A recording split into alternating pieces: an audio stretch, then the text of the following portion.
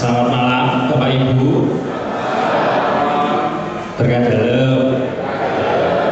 Terima kasih atas kesediaan waktunya untuk datang di tempat ini untuk memenuhi undangan kami dari bidang pewartaan. Hari ini kita akan belajar mengenal Santo Paulus, Santo Pelindung paroki kita. Acara nanti pertama akan ada sambutan dari Bapak Kabid bidang pewartaan, Bapak Yuji, dilanjutkan dengan sambutan dari Romo kita, Romo yang gandang, Romo Put. Setelah itu dilanjutkan dengan Romo Purnama selama kurang lebih sampai ya jam 9 Bapak Ibu. Begitu. Setelah itu doa penutup sayonara. Sebelum dimulai, saya ingin menyampaikan dulu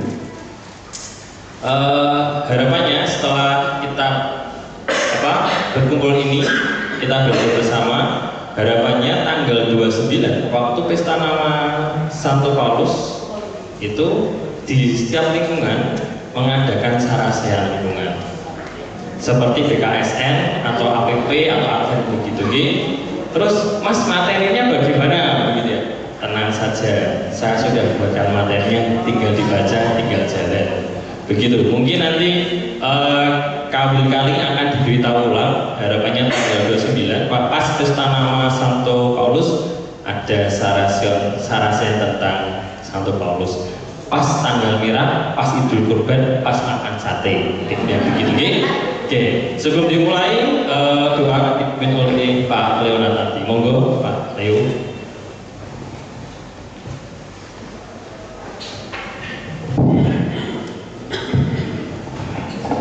Ibu, mari kita hening, kita satukan hati kita untuk mengabdi acara pada hari ini.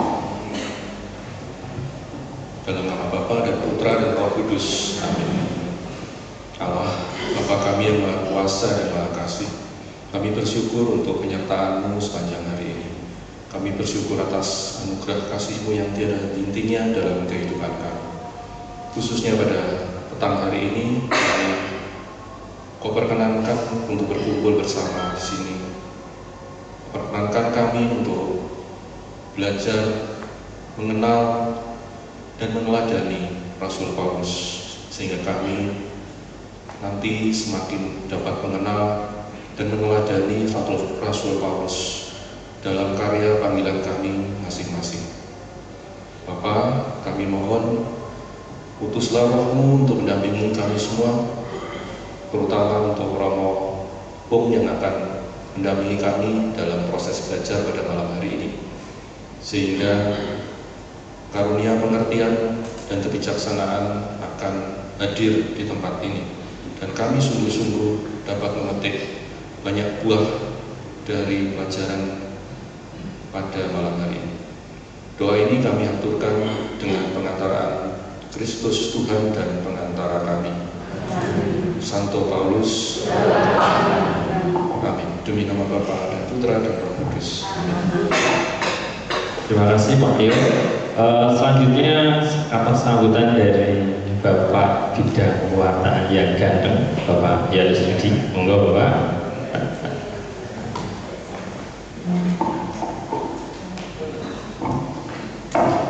Terima kasih Mas Inas.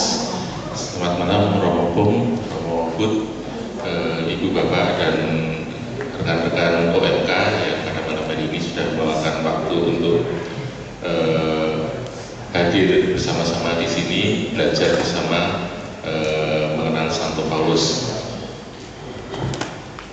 Bapak, Ibu dan rekan-rekan, program yang akan kita jalani hari ini adalah salah satu dari program pembelajaran iman yang coba kami rencanakan, kami siapkan paling tidak untuk 1 tahun ini. Ini baru pertengahan tahun, jadi kayaknya baru setengah dari seluruh materi. Nanti bulan depan ada Kristologi ya Mas Lukas, kemudian nanti setelah itu kita melanjutkan belajar kitab suci kita yang kemarin baru dua sesi ya, jadi masih ada 3 sesi kalau salah untuk tahun ini.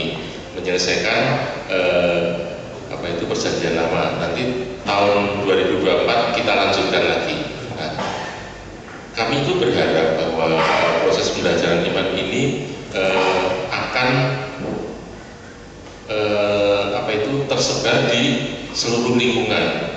Jadi kami berharap dari lingkungan itu setiap kali ada kegiatan ini mengutus paling tidak 2 orang pemandu atau katekis atau prodiakon atau siapa saja atau bahkan umat yang lain yang ingin untuk ikut. Nah, kebetulan untuk topik pada malam hari ini tim sudah menyiapkan materi tadi saya sampaikan Mas Lukas bahwa nanti akan kita coba share, kita bagikan ke teman-teman di lingkungan yang pada hari ini tidak bisa hadir di sini. Nah, semoga nanti ini kita semua bisa merasakan menambah pengetahuan, paling tidak menambah pengetahuan dan membekali kita dan di dalam menggereja di lingkungan maupun di tempat-tempat di mana kita berada. Mungkin itu yang bisa saya sampaikan. Saya berharap untuk topik-topik yang akan datang, monggo sampaikan pada lingkungan, pengurus lingkungan, ketua lingkungan, supaya dengan antusias mengirim utusannya untuk hadir. Matur nuwun, terima kasih berkat dalam. Terima kasih Pak Yudi. Selanjutnya kata sambutan dari romo kita yang paling ganteng. Monggo ngomong, boleh ya.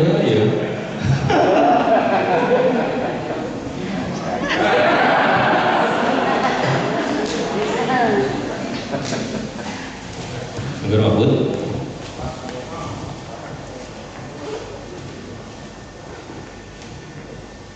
Romo Pong yang saya hormati, saya kasihi, beliau senior saya, dosen saya dulu waktu masih frater, pernah jadi rektor juga di rumah, dan orangnya keren. Nah, saya senang beliau yang akan berbicara malam ini. Kalau beliau mengajar itu jelas sekali ya. Artinya itu mudah ditangkap. Saya berharap sesudah kalian mengenal Santo Paulus, kalian nanti sepakat untuk mengganti nama Santo Paulus kita ini dengan santo yang lain. Saya usulkan Santo Aloysius.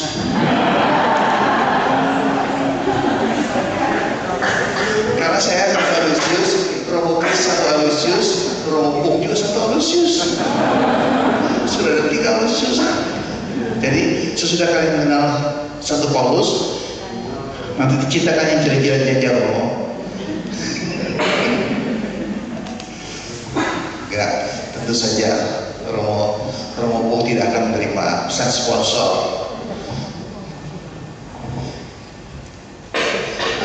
Saya tidak ya seperti biasa kan, saya yang di rumah, bukan yang paling ganteng, tapi yang kebetulan di rumah.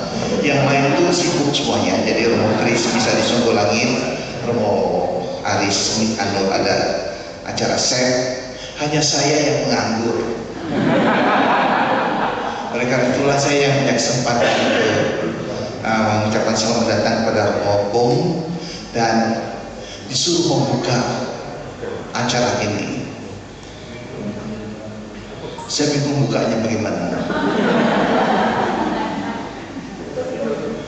Oke lah.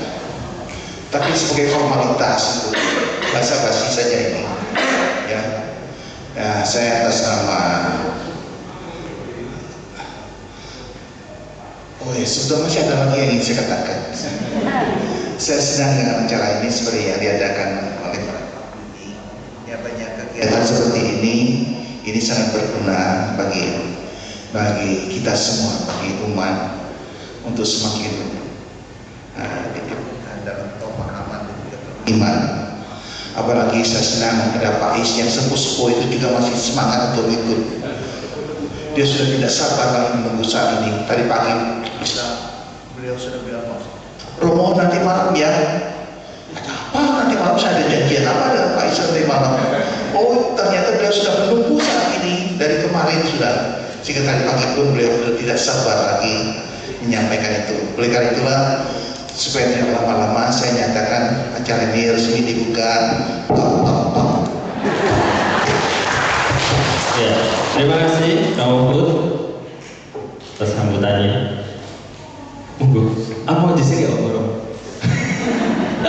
Baik, Bapak Ibu, sebelum masuk saya akan memberikan barcode tentang materi. Bisa di-scan panjenengan jika kaum muda yang punya barcode-nya, atau difoto dulu. Ini bisa scan dulu materinya Romo di situ, materi ASEAN semua di situ. Tinggal di-scan saja. Jadi nanti enggak kalau selesai Mas minta materinya, Mas minta materinya, langsung scan saja barcode di materi. Sambil panjenengan scan, biasa Bapak Ibu, kami panitia menyediakan 6 buku untuk kuis nanti. Di sini bukunya tentang Paulus dari Canisius, ada Paulus Sukacita Rasul Kristus yang dari GMC Tomarsuno. Terus ada Jadi Manusia Dewasa dari Monsinyur Suharyo, dan yang ketiga Warisan Paulus bagi Umat, Ajaran Iman Pastoral dan Moral dari Romo Pung sendiri. Begitu ya. Ada 6 buku, nanti silahkan menjawab pertanyaan dari Romo Pung. Begitu. Waktu dan tempat sudah mulai, saya serahkan ke Romo Pung. Monggo Romo Pung bisa dimulai.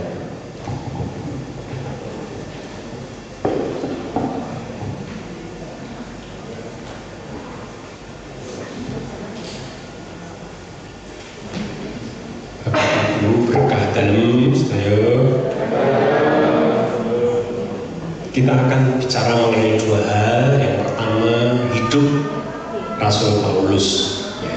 Hidupnya dulu supaya kita mengenal kepribadiannya, karya-karyanya. Baru bagian kedua, pandangannya mengenai hal-hal terpenting saja, ya. Tidak semua. Kita mulai dengan hidupnya. Kakek Paulus adalah warga suku Benyamin. Suku Benyamin itu suku paling kecil di antara 12 suku Israel. Benyamin itu ragil dari anak Israel, ya. Disebut 12 suku Israel karena semua anak-anak Israel. Asal Israel itu cucu Abraham, ya. Cucu Abraham namanya Israel atau Yakub, ya. Israel dan Yakub itu sama, ya. Jadi salah satu cucu Abraham adalah Israel atau Yakub.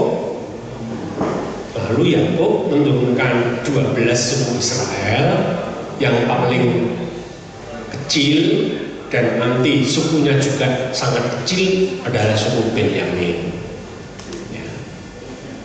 Jadi Paulus itu warga suku Benyamin, suku paling kecil dari 12 suku Israel. Tampaknya berasal dari daerah Giskala, tidak jauh dari Nazaret. Nazaret itu di Israel Utara, Giskala di sebelah utaranya lagi. Jadi sudah agak dekat dengan Lebanon. Kalau sekarang ya, sudah agak dekat dengan Lebanon. Pada tahun 63 sebelum Masehi, tentara Romawi menyerang daerah itu, lalu mengasingkan banyak pria Israel ke Tarsus, ibu kota Kilikia atau Turki namanya sekarang. Jadi kakek Paulus terusir dari asalnya dari Israel, lalu tinggal di Turki atau waktu itu namanya Kilikia, ya. Aslinya dari Israel Utara, tetapi kemudian dibuang, ya, atau diusir, lalu tinggal di Kilikia atau Turki. Itu kakek dari Paulus. Ayah Paulus dibesarkan dan menjadi dewasa di Tarsus. karena ikut bapaknya tadi, ya, ayah dari Paulus, dan tampaknya memperoleh kewarganegaraan Romawi. Jadi darahnya Yahudi, tinggalnya di Turki, KTP-nya Romawi. Ya, itu bapak dari Paulus. Ya, yang tinggal di Turki, darahnya Yahudi atau Israel, tapi suku Benyamin, ya. Nah, kemudian punya KTP Romawi. Ya, karena yang membawa ke sana adalah Kekaisaran Romawi. Ketika itu warga kota Tarsus dipandang oleh Kekaisaran Romawi sebagai sahabat-sahabat kerajaan Romawi. Jadi meskipun mereka itu diusir dari Israel lalu tinggal di Turki, tetapi kemudian menjadi sahabat-sahabat tentara Romawi. Mungkin bekerja untuk koloni-koloni Romawi, sehingga punya KTP Romawi. Ya, ini ayah dari Paulus. Nah, kemudian Paulus sendiri di kota Tarsus itulah Paulus dilahirkan sekitar 10 tahun sesudah kelahiran Tuhan Yesus. Jadi dia lahir di luar negeri, di Turki. Tuhan Yesus lahir di dalam negeri, di Bethlehem. Paulus 10 tahun lebih muda dibandingkan Tuhan Yesus, dan tidak pernah bertemu Tuhan Yesus, tidak pernah, ya, karena dia hidup di Tarsus, di Turki, dan Tuhan Yesus tidak pernah sampai sana, tidak pernah. Tuhan Yesus selalu ada di Israel, tidak pernah bertemu. Meskipun nanti Paulus belajar di Yerusalem, waktu itu Yesus sudah wafat. Jadi ketika Paulus ke Yerusalem, Tuhan Yesus sudah wafat, sudah ada di surga. Jadi tidak pernah bertemu. Ia mendapat kewarganegaraan Romawi seperti ayahnya, karena bapaknya KTP-nya Romawi, Paulus KTP Romawi. Tapi dari suku Benyamin, ya, dan tinggal di Turki, di kota Tarsus, ibu kota Turki waktu itu. Dan karena ia orang Yahudi, maka pada usia 8 hari dia disunat dan diberi nama.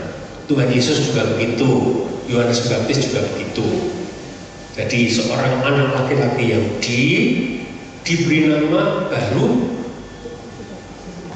pada waktu ia disunat sekaligus pada usia 8 hari. Jadi ini suatu gampang, ya. Ya.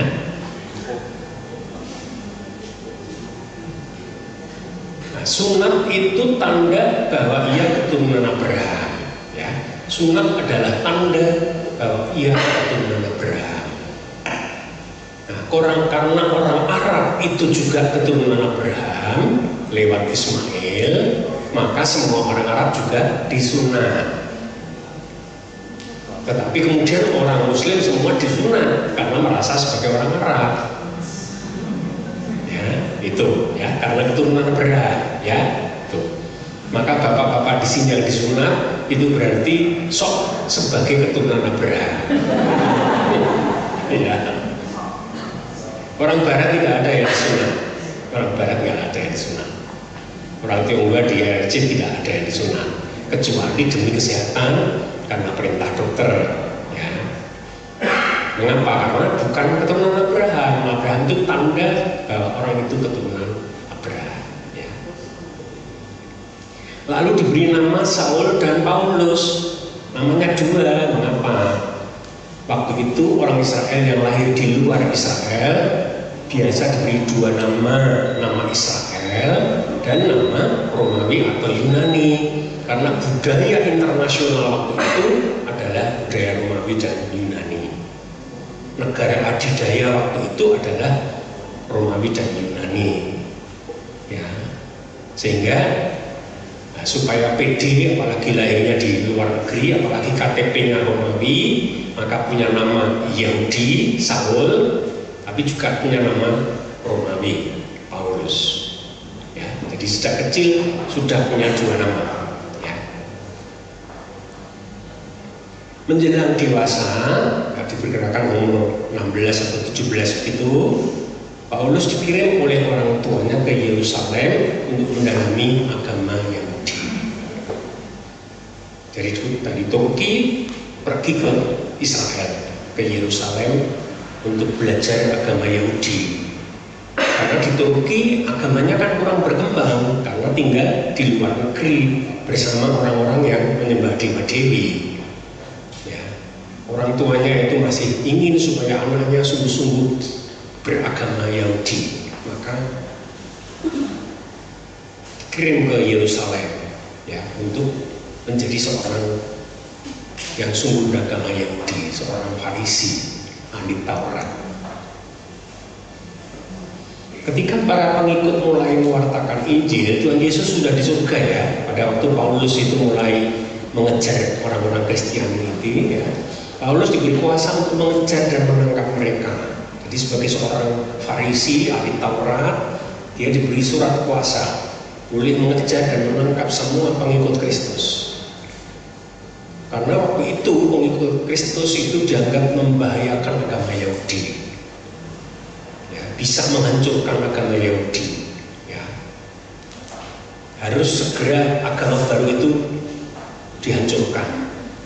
Caranya ya semua orang yang menjadi pengikut Kristus harus dikejar, ditangkap. Sebagian dibunuh seperti Stefanus, Yakobus kan dibunuh ya. Paulus waktu itu ikut mengambil bagian dalam pembunuhan Stefanus. Dia masih seorang ahli Taurat. Teguran dan tugas. Saat berusia sekitar 25 tahun, Tuhan Yesus sudah di surga itu. Ya. Ketika ia sedang masuk ke kota Damaskus, Paulus ditegur oleh Kristus dengan sabdanya dari surga.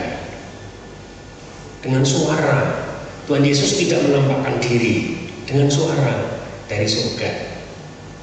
Paulus, Paulus, Saul, Saul, mengapa engkau menganiaya aku? Gitu ya, suara dari Tuhan Yesus itu. Mengapa engkau menganiaya aku? Sebetulnya yang dianiaya kan pengikut Kristus, tapi kalimat yang dikeluarkan oleh Tuhan Yesus dari surga, mengapa engkau menganiaya aku? Karena itu Paulus bertanya, engkau siapa? Aku adalah Yesus. Ya, yang kau kejar-kejar.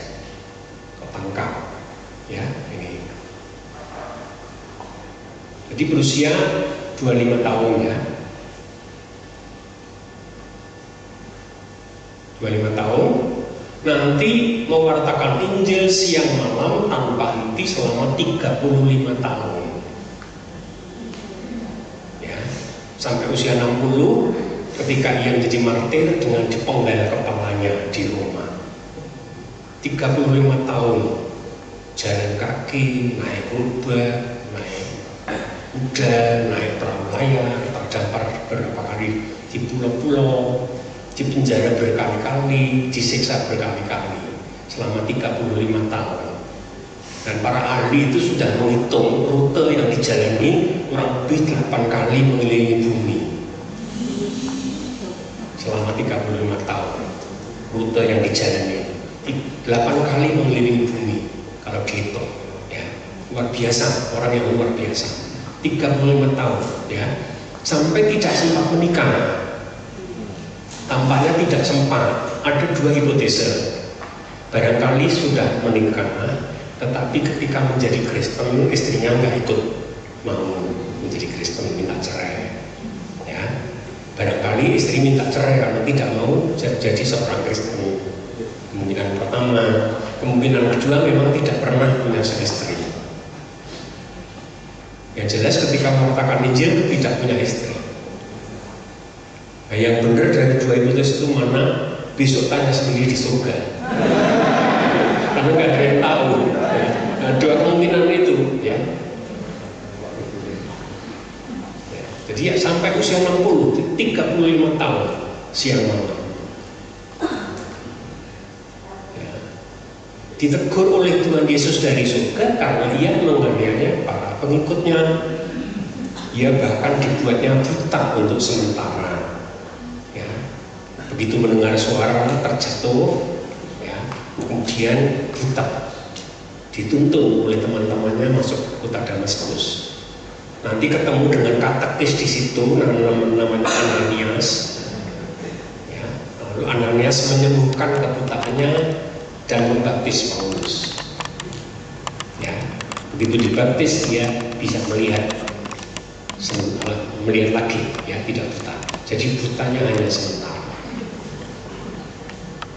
Menanggapi teguran itu, Paulus beriman kepada Kristus, lalu dibaptis dan disembuhkan dari kebutaannya. Ia kemudian diberi tugas untuk memberitakan Injil. Menurut Kisah Rasul, ia langsung memberitakan Injil setelah dibaptis. Menurut kitab Kisah Para Rasul yang ditulis oleh Lukas, ya, kitab Kisah Para Rasul itu tulisan Lukas. Tapi dalam suratnya sendiri Paulus mengatakan tidak langsung mewartakan Injil.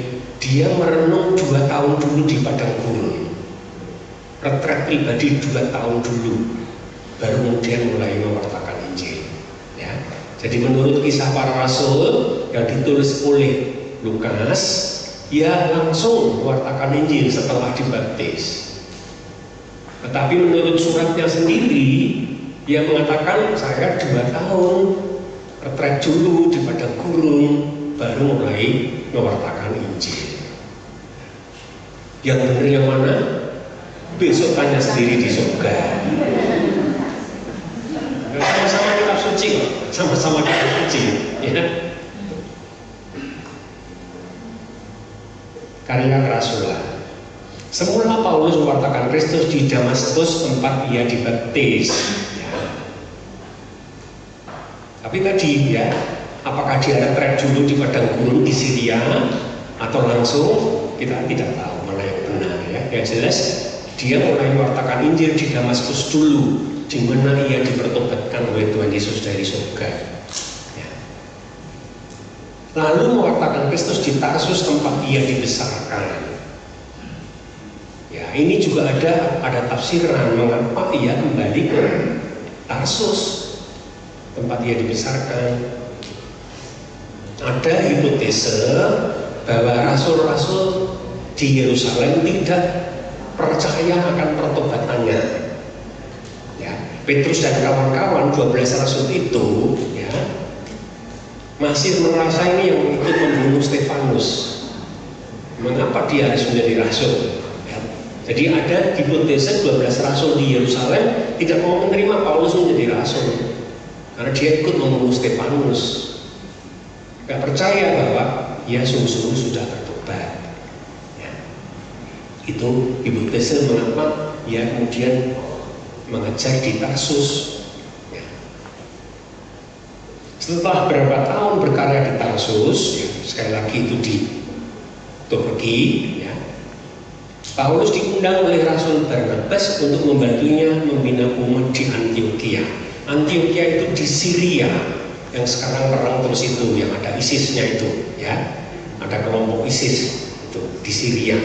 Ya. Itu Antioquia di Syria. Mayoritas umat Kristiani di Antioquia itu tampaknya orang-orang bukan Yahudi. Paulus kemudian diutus umat memberitakan Kristus di tempat-tempat lain. Jadi pada awalnya paroki pertama adalah Yerusalem. Ya, paroki pertama Yerusalem terjadi pada waktu Pentakosta. Bapak Ibu mungkin masih ingat waktu Pentakosta, Roh Kudus dicurahkan secara berlimpah.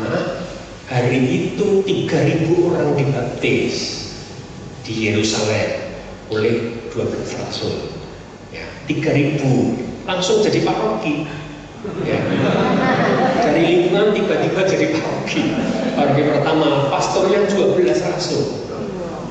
Hebat sekali, ya kan? Itu paroki pertama. Tetapi langsung mati paroki itu karena diusir oleh orang-orang Yahudi dan kemudian orang Romawi. Semua diusir, nggak boleh tinggal di Yerusalem.